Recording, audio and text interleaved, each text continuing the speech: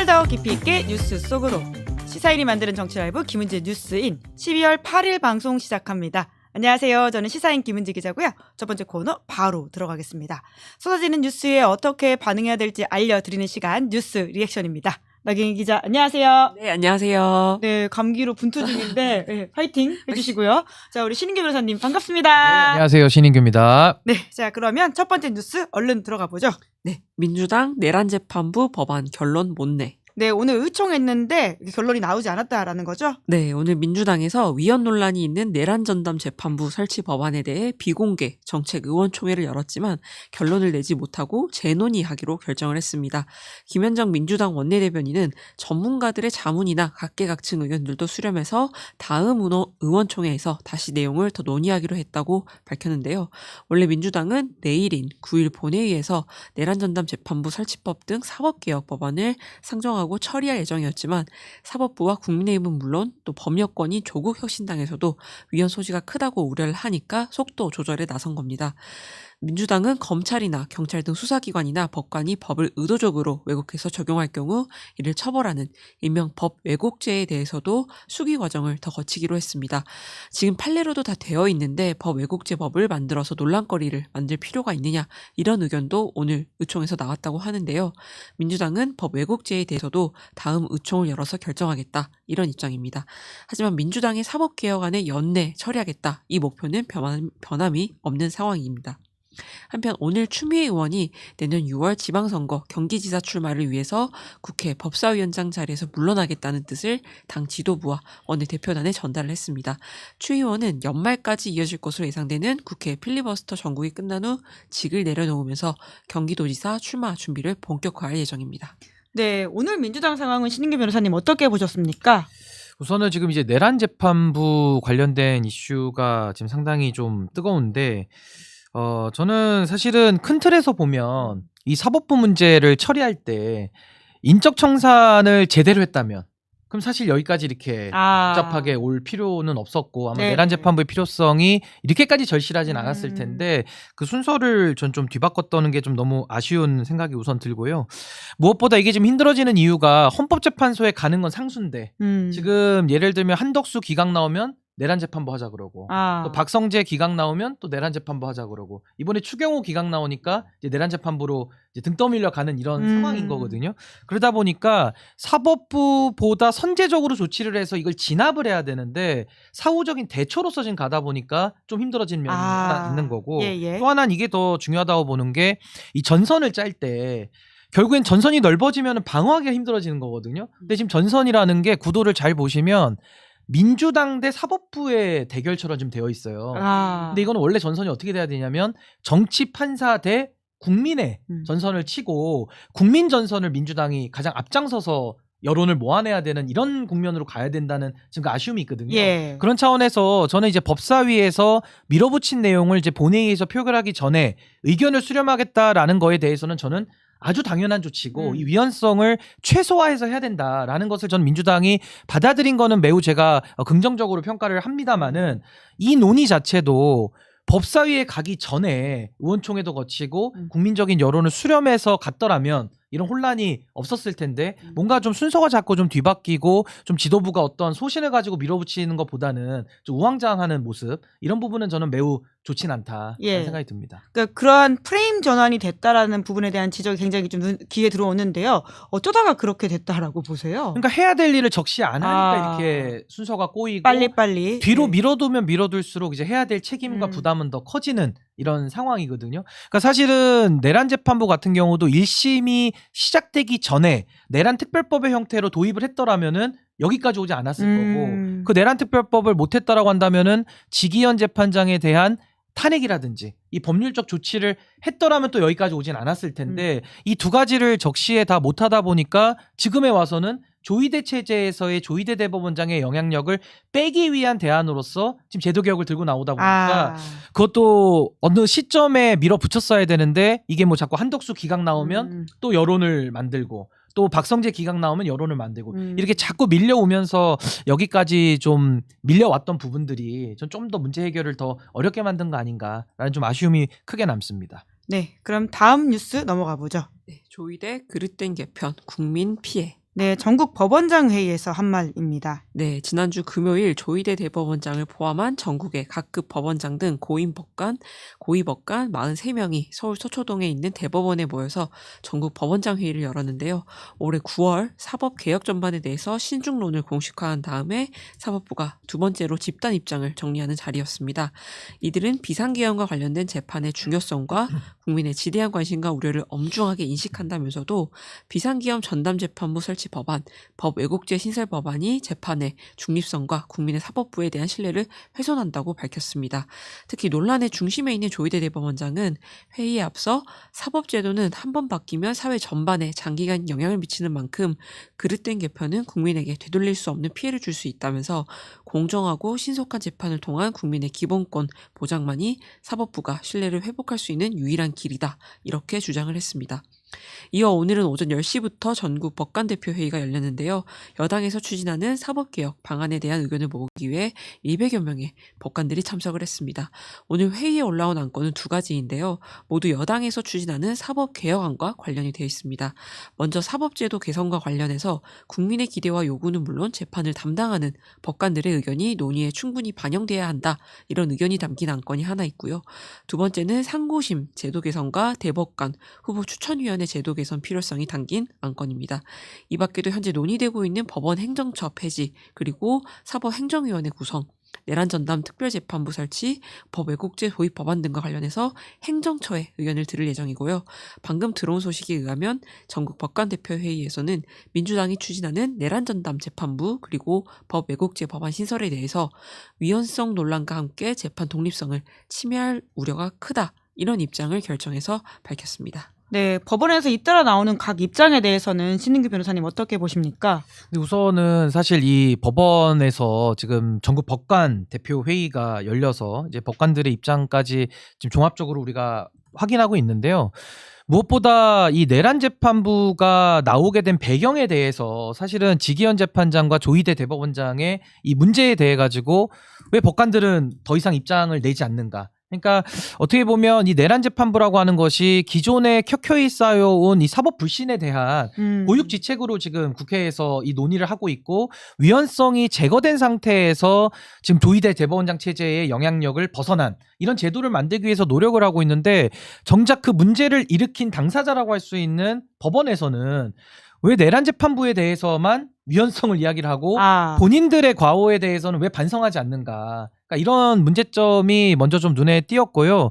이렇게 가면 전 사법부에 대한 국민적 개혁의 여론은 더 높아질 수밖에 없다. 결국에는 검찰 개혁을 통해서 우리가 확인하지 않습니까? 일부 검사들의 일탈과 여러 가지 검찰권 남용 사례에 대해서 다수의 검찰 공무원들이 침묵하고 오히려 거기에 동조했기 때문에 검찰청 해체에 준하는 지금 이 상황까지 온 거거든요. 그렇다라고 한다면 저는 사법부도 본인들 스스로 자정의 능력을 보여줘야 되는 것이고 그 자정의 노력을 하지 않는다면은 전 국민들이 이 사법부에 대해서 더 이상 믿을 수 없다. 이 불신을 더 이상 극복할 수 없는 지경까지 저는 간다고 보기 때문에 오늘 이 법관 대표 회의에서 보여준 이 인식들에 대해서는 상당히 안타깝고 상당히 전 아쉽다 이런 생각이 들었습니다. 예, 놀면뭐해님이 내란 때 저렇게 회의를 했어야 되는 게 아니냐 이렇게 지적을 해주고 계십니다. 그러면 다음 뉴스 넘어가 볼까요? 네. 다음 뉴스 넘어가기 전에 제가 방금 추미애 국회 법사위원장이 사의를 표명했다 이렇게 전달을 해드렸는데요. 그 추미애 위원장이 오늘 방금 이제도 말씀을 말을 한 게 내년 6월 지방선거 출마를 위해서 위원장직을 내려놓겠다는 뜻을 당 지도부에 전달했다는 보도에 대해서 이제 사의를 밝힌 적도 없고 연내 올해 사의 계획도 없다 이렇게 밝혔다고 합니다. 네, 관련된 입장들이 나왔으니까 전해드리고요. 다음 뉴스 넘어가 보죠. 네, 김건희 특검 특검 통일교 민주당 수사 누락. 네, 오늘 한겨레가 계속해서 좀 보도를 하고 있는 내용이죠. 네, 오늘 한겨레 단독 보도에 따르면 이른바 통일교 2인자로 불리는 윤영호 전 통일교 세계본부장이 김건희 특검팀의 민주당 정치인 여러 명에게 금전적 지원을 했다는 취지의 진술을 했다고 합니다. 이 의혹에 연루된 민주당 정치인은 모두 15명인 것으로 전해지는데 윤 전 본부장은 이 가운데 일부를 특검팀에 진술한 것으로 알려졌고요. 특히 문재인 정부 시절 통일교로부터 수천만 원의 현금을 전달한 것으로 윤 전 본부장이 지목했던 전현직 국회의원 2명은 이른바 한학자 특별보고에도 이름이 적시된 것으로 확인이 됐습니다. 한학자 특별보고라는 거는 이제 통일교 고위 간부가 주기적으로 한학자 총재에게 직접 보고를 할 때 전달하는 문건인데요. 윤 전 본부장은 이 2사람이 경기도 가평군에 있는 청정궁을 방문해서 한 총재를 직접 만난 뒤에 돈을 전달받았다고 진술을 했다고 합니다. 한편 오늘 김건희 특검팀은 브리핑을 통해서 올해 8월 윤 전 본부장이 구속 기소된 이후에 윤 전 본부장 측의 변호인의 참여하에 법정에서 한 진술을 들었다면서 해당 진술에 대해 내사사건 번호를 부여하고 사건 기록을 만들었다고 밝혔습니다. 다만 윤 전 본부장의 진술 내용이 인적, 물적, 시간적으로 볼 때 명백히 특검법상 수사 대상에 해당되지 않아서 이거를 수사기관에 인계할 예정이라고 설명을 했는데요. 통일교 수사 과정에서 문제가 됐던 통일교 총재 한학자 씨의 도박 혐의에 대해서도 특검이 물적 수사 대상이 아니라고 판단해서 수사하지 않은 것과 동일선상에 있는 이야기라고 설명을 했습니다. 어쨌든 사건 번호가 만들어졌기 때문에 특검 수사 기간이 끝난 뒤에도 국수본 등의 다른 기관에 의한 수사가 불가피할 전망입니다.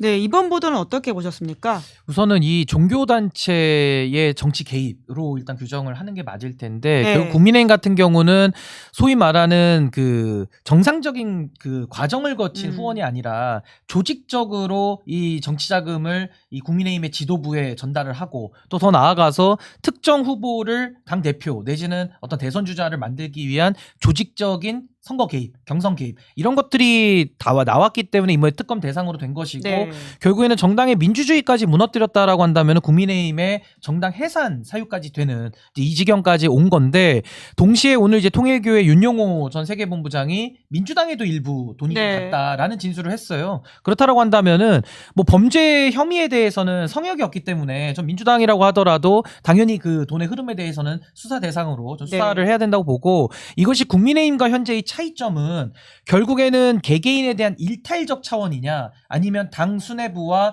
당의 어떤 조직적인 개입이 연결된 것이냐 이 부분은 좀 구별해서 봐야 될 사항이기 때문에 뭐 민주당 관련된 인사들에 대해서도 어떤 금품 전달에 대한 내용들의 단서가 나왔다라고 한다면은 이 특검에서는 이제 수사 대상이 안 되니까 이제 특검이 종료되면 이제 국수본이나 이 경찰 조직으로 연계를 할 때 그때 이제 이 부분에 대해서도 충분히 수사가 이루어져야 되지 않는가라는 생각이 듭니다. 네, 한동훈 전 대표 이런 분들은 입틀막이다 뭐 이런 식의 주장도 하더라고요. 근데 입을 틀어 막았으면은 본인이 어떻게 말을 하겠습니까? 그러니까 결국에는 또 이 특검 수사 자체를 정치적 공방의 대상으로 또 올리려고 하는 것인데 그런 지적을 하기에 앞서서 한동훈 전 대표는 특검 수사에 본인은 협조를 한 적이 있는가라는 거를 먼저 좀 반성을 좀 해야 될 것 같고 뭐 김건희 특검에서 저도 개인적으로는 수사가 매우 좀 미진하다라는 평가를 하고 있기 때문에 앞으로는 뭐 종합특검이 됐든 아니면은 기존의 수사 조직에 인계를 하든 나머지 수사들에 대해서는 좀 이어가서 진실을 끝까지 파헤쳐야 된다라는 생각을 해봅니다. 네, 다음 뉴스 넘어가 보죠. 네, 민주당 1인 1표제 부결.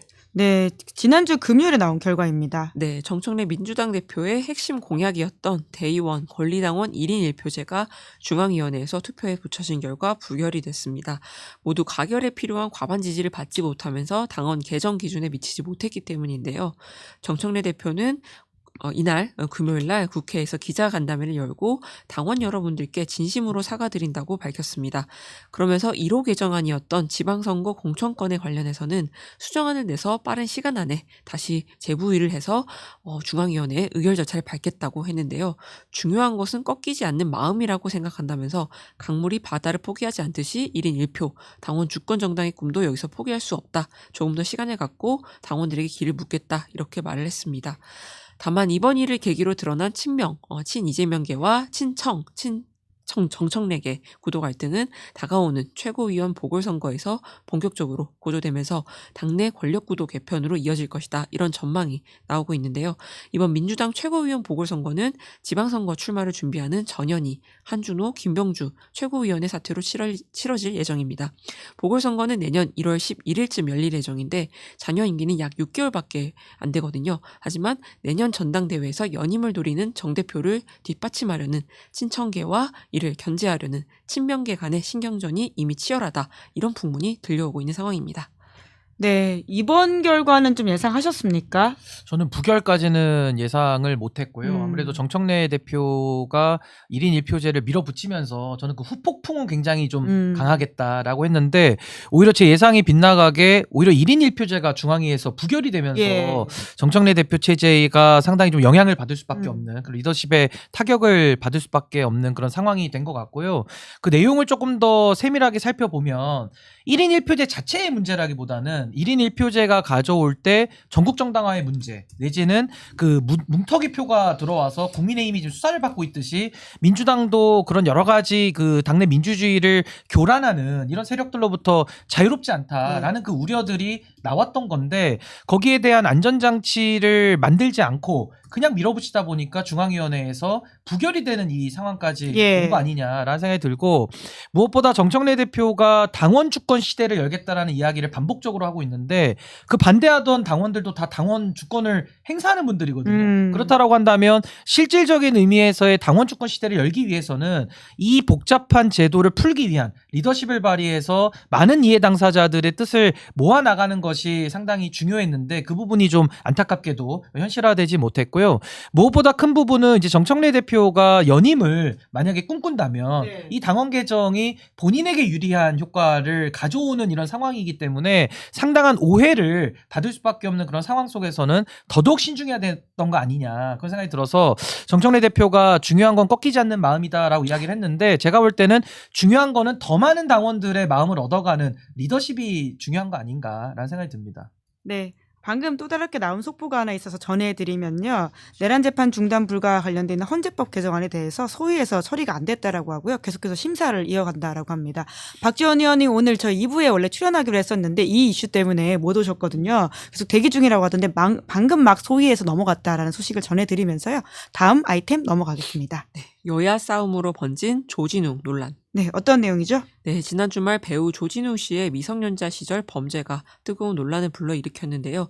조진웅 배우가 은퇴를 선언하자 정치권에까지 이 논란이 번졌습니다. 박범계 의원은 7일 어제 페이스북에 조진웅 배우 하면 떠오르는 홍범도 장군의 귀환 그리고 몇몇 영화라면서 대중에게 이미지화된 그의 현재는 잊힌 기억과는 추워도 함께할 수 없는 정도인가 라고 썼습니다. 같은 당 김원희 의원도 청소년 시절의 잘못을 어디까지 어떻게 언제까지 책임져야 하는가 고민이 깊어진다면서 조진웅 씨의 복귀를 촉구하는 송경용 신부와 한인섭 교수의 글을 공유를 했습니다. 친여성향 유튜브 구독자가 모인 한 단체 채팅방에서는 아무리 봐도 이재명 정부를 지지했다는 이유로 타깃 삼아서 연예인들을 입틀막하는 거로밖에는 안 보인다. 또는 우리가 살려냈자 등의 구명운동이 벌어지기도 했고요. 조진웅 씨는 민주당과 오랜 기간 교류해온 대표적인 친여 성향의 연예인으로 꼽힙니다. 그러자 야당은 미성년 범죄를 옹호하느냐면서 비판하고 나섰는데요. 주진우 국민의힘 의원은 어제 이제 페이스북에 여권을 향해서 다들 제정신인가 좌파 범죄 카르텔을 인증하느라 정신이 없다 이렇게 썼고 같은 당 나경원 의원은 소년기 흉악 범죄 전력을 국가가 검증하고 국민에게 공개하는 공직자 소년기 흉악 범죄 조회 공개법 발의를 예고하기도 했습니다. 네, 이번 논란은 어떻게 보십니까? 뭐 거기다가 이제 이준석 의원 같은 경우는 뭐 이재명 대통령한테까지 이 불똥을 연결시키려는 노력을 많이 하던데 이게 지금 완전히 논의의 평면 자체가 본질을 벗어나 있다라는 생각이 들고요. 무엇보다 이 소년법에 따를 때 이 소년범에 대한 보호 조치, 그러니까 보호 처분이라는 것은 결국에는 건강한 사회 구성원으로 복귀하기 위한 것을 돕기 위한 목표라고 이미 법에 다 나와 있습니다. 그렇기 때문에 지금 조진웅 씨에 대해서 이런 여러 가지 과거의 보호 처분을 받은 사례에 대해서 이게 어떻게 세상에 알려졌는가. 그러니까 결국에는 앞으로도 이런 사례들이 반복된다면 소년법의 취지가 계속 몰각되는 사례들이 반복될 거기 때문에 정치권에서는 그 부분에 대한 논의를 해야 되는 것이고요. 또 하나는 그럼 범죄 피해자에 대한 생각은 우리가 어떻게 가져야 되느냐. 결국에는 지금 피해자분이 전면에 나온 건 아닙니다만은 이제 조진웅 씨가 이제 공적 활동을 많이 하다 보니까 이걸 뭐 낙인이라고 보기보다는 공적인 사랑을 받는 대중 배우 스타로서의 여러 가지 책임을 놓고 봤을 때 그 피해자들에 대한 어떠한 역할 이제 이런 것들을 우리가 동평면에 놓고 어느 한 가치를 우선할 수 없는 이 두 가지를 저는 공이 놓고 어떻게 하면 더 피해자를 보호하고 또 소년범의 취지를 더 강화시킬 수 있겠는가 이런 부분에 대해서 논란이 돼야 되는데 너무나도 이걸 정쟁화시키거나 또 진영화해서 어느 한 가치만을 우월적 가치로 놓다 보니까 좀 논의가 좀 산으로 가는 것 같은데 그 부분보다 더 앞서서 저는 이 자체를 정쟁화하면서 정치 이익으로 가져가려는 정치인들의 이런 행태들에 대해서는 정말 공적인 책임을 방기한 그런 예. 태도기 때문에 그건 비판받아 마땅하다. 전 그렇게 봅니다. 이준석 의원의 이야기를 하셨는데요. 그러니까 이재명 대통령과 조진웅 배우의 어떤 사례와 차이를 이야기했던 것을 저도 기억을 하는데 왜 그런다고 보세요? 그러니까 아무래도 이제 국민의힘에 좀 어필하기 위한 목적이 아닌가 싶고 왜냐하면 국민의힘 계열과 지금 주장하는 내용은 거의 예. 유사하기도 하고 또 아무래도 이제 당내 그 구성원들이 좀 이탈하거나 여러 가지 좀 당내 어려움들이 있다 보니까 그 과거에도 내치가 어려우면은 외적에게 시각을 돌려가지고 본인의 내부 결속을 하기도 하거든요. 그러니까 그런 여러 가지 정치적 배경 때문에 아마 이재명 대통령까지 끌어들여서 이 조진웅 배우에 관한 논란을 연결시키려고 하는데 그런 식으로 접근을 하면 할수록 아마 저는 그런 반정치적인 성향을 띠는 정치인들에 대해서 전 국민적 심판의 여론이 더 높아질 것이다. 그러니까 그렇게 하면 안 되고요. 이 사안은 소년범과 관련된 문제 그리고 피해자에 대한 이 공적인 책임과의 역할 이런 부분을 구별해서 좀 차분하게 논의를 한다면은 우리 사회가 조금 더 발전할 수 있고 또 특히나 조진웅 배우 같은 경우는 본인이 책임을 통감하고 은퇴까지 했기 때문에 거기에 대해서 추가적인 논란을 더 벌이는 것은 전 적절치 않다. 전 그렇게 생각합니다. 네, 에르고님도 굳이 이 문제를 진영으로 가져갈 필요가 있었냐 이런 지적을 주고 계십니다. 그럼 오늘은 여기까지 듣겠습니다. 두 분 수고 많으셨습니다. 고맙습니다. 네, 감사합니다. 네, 저는 광고 안내하겠습니다. 새로운 광고 왔는데요. 바로 지금 차갑고 맑은 바람으로 정성껏 말린 구룡포 과메기가 가장 맛있을 때입니다. 겉은 쫀득, 속은 촉촉, 기름기를 머금어 한입 베어 물면 고소함을 입안 가득 느낄 수 있는 구룡포 과메기를 꼬북상에서 준비했습니다. 과메기 신미 20족의 푸짐한 야채 11종, 초장, 김으로 구성된 과메기 세트를 25,000원에 가장 맛있는 순간을 그대로 보내드리고 있다고 합니다. 나는 야채 필요 없다 이렇게 말씀하시는 분들은요. 단품으로도 가능하니까 많은 관심 부탁드리고요. 작년에 남은 과메기가 절대 아니다 이렇게 말씀을 하십니다. 말리자마자 오는 과메기 지금 꼬북상에서 만나보시면 어떨까요? 자, 광고 여기까지고요. 저는 12월 8일 뉴스 리액션 여기까지 살펴보겠습니다. 그럼 잠시 후에 저는 김용남, 차기군 두 분과 함께 돌아오겠습니다. 기다리시는 동안 구독, 좋아요, 알림 설정 부탁드리겠습니다. 고맙습니다.